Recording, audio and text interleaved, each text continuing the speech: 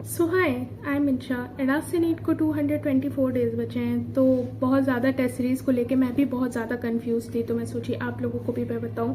मैं बहुत दिन से बहुत ज़्यादा सोची थी कि मैं टेस्ट सीरीज़ लूँ या ना लूँ, क्योंकि मैंने आप लोगों को बता दिया है कि मैं ऑनलाइन से वापस ऑफलाइन पे शिफ्ट हो गई हूँ फिजिक्स एंड केमिस्ट्री के लिए। तो ऑफलाइन इंडिविजुअल क्लास वाले टीचर्स बहुत स्लो सिलेबस कराते हैं। लाइक मार्च में वो लोग सिलेबस कंप्लीट कराएंगे एंड टेस्ट सीरीज़ का सिलेबस बहुत फास्ट चलता है, बहुत ज़्यादा फास्ट होता है। तो इसलिए मुझे बहुत ज़्यादा टेंशन हो रही थी कि क्या पता मैं कॉप अप कर पाऊंगी या नहीं कर पाऊंगी। बट बायो के लिए तो मैं कर लूँगी। बायो के लिए मैंने फुल प्लान बना लिया है कि मैं कैसे अगले 1-2 महीने के अंदर पूरी बायो कंप्लीट कर लूँगी एंड वो प्लान मैं आप लोगों को दे दूँगी होपफुली। बट टेस्ट सीरीज़ का लेके मैं भी बहुत ज़्यादा परेशान थी बहुत दिन से। तो लेकिन अब मैं सोच रही हूँ कि मैं टेस्ट सीरीज़ ले ही लूँ। मैंने सोचा है कि मैं आकाश की टेस्ट सीरीज़ लूँगी। तो बेसिकली मैं टेस्ट सीरीज़ क्यों ले रही हूँ, मैं टेस्ट सीरीज़ ये सोच के ले रही हूँ क्योंकि टेस्ट सीरीज़ लेने से बहुत ज़्यादा डिसिप्लिन बनता है। लाइक ठीक है, मेरा वो चैप्टर कंप्लीट नहीं होगा बट आई विल ट्राई कि मैं उस चैप्टर को वन शॉट देख के कर लूँ। मेरे जो बैठ के पढ़ने की लिमिट है 10-12 घंटे या फिर कभी 14 घंटे, 15 घंटे, 16 घंटे भी करी हूँ मैं। अभी बैकलॉग कंप्लीट करने के चक्कर में मैंने 18 घंटे तक भी करा है। बट वो लिमिट और बढ़ेगी या फिर वो लिमिट मेंटेन होगी एक जगह पे आके, क्योंकि इस वक्त तो मैं अपने रिलेटिव्स के यहाँ रह रही हूँ तो उसकी वजह से मेरे काफ़ी लॉस हो रहे हैं। तो उस वजह से मेरी बहुत ही कम पढ़ाई हो पा रही है। बट उस चीज़ को मैं मैनेज कहीं ना कहीं तो करूँगी ना। तो टेस्ट सीरीज़ लेके ये चीज़ है कि हम टाइम मैनेज करना और बढ़िया से सीख लेंगे। एंड ठीक है, अगर कोई चैप्टर नहीं तैयार होगा, ऐसा नहीं है कि एकदम ही नहीं होगा, थोड़ा बहुत तो होगा ही तैयार। मैंने एक बार पढ़ा भी है सारे चैप्टर्स, तो रिवीजन अच्छे से दे दूंगी, वन शॉट देख के ट्राई कर लूँगी। लेकिन टेस्ट देने के लिए एटलीस्ट पढ़ूंगी तो कुछ ना कुछ समझूंगी ना। तो ये सोच के मैं सोच रही हूँ मैं ले लूँ test series. And test series लेने के बाद एक ये भी है कि मस्त वाला रियलिटी चेक मिलेगा, अपनी एक औकात दिख जाएगी कि हमें कहाँ तक आता है या क्या नहीं आता है या हमारे कितने नंबर्स बन रहे हैं। एंड पहले से ये चीज़ पता चल जाए वो ज़्यादा बेटर है आई थिंक, क्योंकि हम अक्टूबर से ये चीज़ जान लेंगे कि ठीक है हमारी औकात अभी नहीं है नीट निकालने की एंड हमारा नहीं बन पा रहा है उतना नंबर। तो हम थोड़ा तो डिमोटिवेट होंगे लेकिन एटलीस्ट हम अपने आप को पुश कर सकते हैं। हमें एक उम्मीद होगी कि ठीक है अभी थोड़ा टाइम बचा है, हमारे नंबर कम आ रहे हैं तो हम मेहनत करके उस नंबर को बढ़ा सकते हैं। ये चीज़ हमारे अंदर आ जाएगी।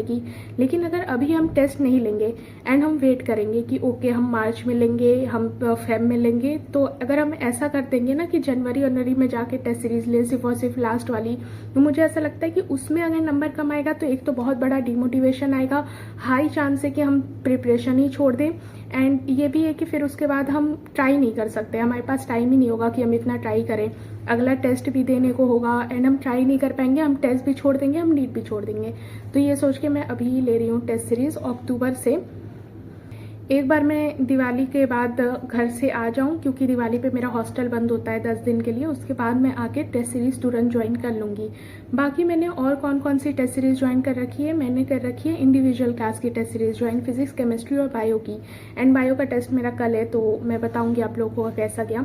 बाकी ये है कि अगर आप लोगों के आसपास कहीं भी इंडिविजुअल क्लासेस चलती है फिजिक्स, केमिस्ट्री, बायो की, तो आई थिंक आप लोग ASAP जाके उसमें एडमिशन ले लें, क्योंकि बहुत ज़्यादा हेल्पफुल होगा। आप एक चैप्टर को समझते चलेंगे कि हमारा ये चैप्टर कितना तैयार है, ये चैप्टर कितना तैयार है। एंड एक शीट बना लीजिए हर बार उसका, जैसे मैंने बना रखी है एक शीट ऐसे कि उसमें मैंने लिखा हुआ है कि मेरे इस चैप्टर में इतने नंबर आए थे, इस चैप्टर में इतने नंबर आए थे। तो उस नंबर के बेसिस पे मुझे पता है कि मेरी क्या चीज़ तैयार है और क्या नहीं तैयार है।